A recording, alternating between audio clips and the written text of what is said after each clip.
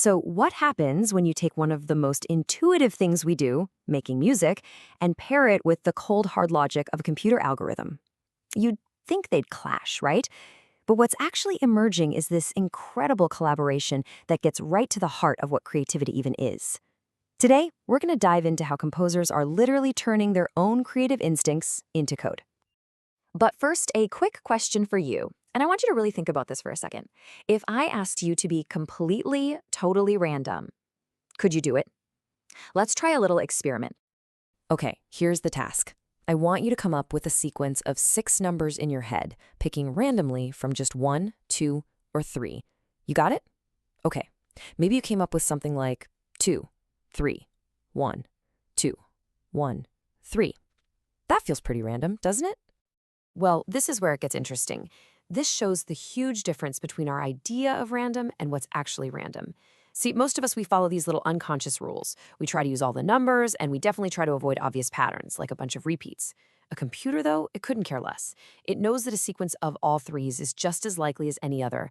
Our brain just has a bias against it. And that hidden bias, those unspoken rules you just followed, well, that's your intuition at work. And it's exactly that intuitive process that a new wave of composers is digging into by turning their own creative gut feelings into formal, repeatable algorithms. So, how in the world are they doing it? We're going to look at 3 really different approaches, starting with the idea of the algorithm as a kind of mirror, a tool that helps you see yourself more clearly. Take the composer Clemens Nachtmann. He has this great perspective. He sees composition not as some bolt of lightning from the heavens, but as building a system. It's about creating a set of rules and categories that define a unique sound world for each piece. He knows what he wants, sure, but way more importantly, he knows what he doesn't want. And that leads to this fascinating challenge, right? How do you build a rich, complex musical language, not by picking out the notes you like, but by systematically rejecting all the ones you don't? How do you actually compose by forbidding? So here's how this mirror method actually works. First, Nachtmann defines his rules of rejection.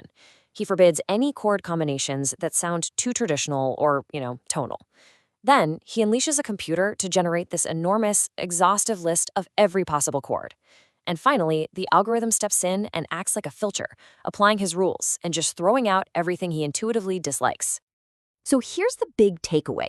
The computer isn't composing the music, not at all. It's acting like a perfect mirror. By showing Nachtmann everything that's left after all his unspoken preferences are applied, it reveals the precise, hidden shape of his own aesthetic taste. Pretty cool, huh? Okay, so that's the mirror. Let's move on to our second metaphor, because this is where it really starts to build. Now, we're going to look at algorithms not as a mirror for the self, but as a microscope for the world all around us. Now, let's talk about composer Eva Reeder. She's fascinated by the sounds of our everyday lives. Machines, nature, the hum of the city. Her whole goal is to find a way to fuse those sounds with traditional instruments and create something totally new and symbiotic. And her method is just wild. She uses signal analysis algorithms as a kind of sonic microscope. For example, she'll take a complex recording like the clatter of an old 1950s printing press and use an algorithm to detect the precise start of each sound, the onset, and she translates that into a rhythmic pattern for a string section. Or she'll take the chirping of cicadas, analyze its pitch, and turn that into melodies for a flute. The hum of a ventilation funnel gets broken down into its core frequencies to build these amazing harmonic fields for an entire ensemble. And what this shows us is something pretty profound.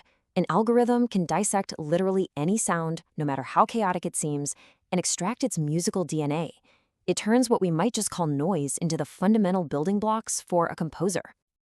This brings us to our third and final model. And honestly, this one might be the most mind-bending of all. Because here, the algorithm isn't just a mirror or a microscope.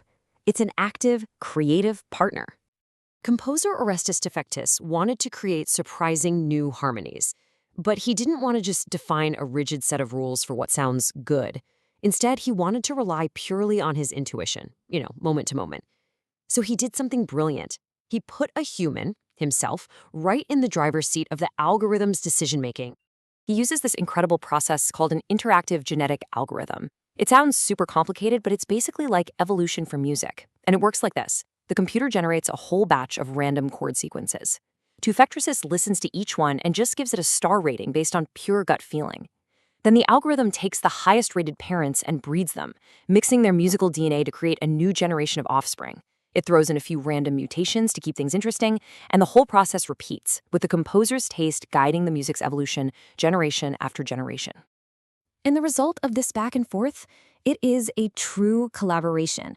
The composer guides, the algorithm explores, and together they co-create music that is genuinely new, a sound that neither the human nor the machine could have ever possibly arrived at on their own. So, after seeing all this, what does it really mean for the future of making art? Well, it suggests a pretty profound shift in the tools we use, not just to create, but to understand ourselves and the world. We've really seen 3 powerful new jobs for an algorithm in the creative process. As a mirror, it helps us see the hidden rules that guide our own taste. As a microscope, it lets us find a musical gold in places we never even thought to look. And as a partner, it helps us explore creative territory that is truly, completely unknown. And this all leads to this really profound final thought from researcher David Cope. He says all composers are algorithmic composers. Think about it. The rules of harmony, the structures of different musical forms, even just the physical patterns our hands learn on an instrument. Music has always been based on systems and patterns.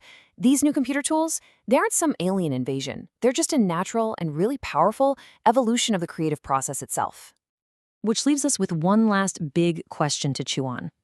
If a logical system, a piece of code, can map the most mysterious parts of our mind, our taste, our creativity, our intuition, what does that tell us about ourselves?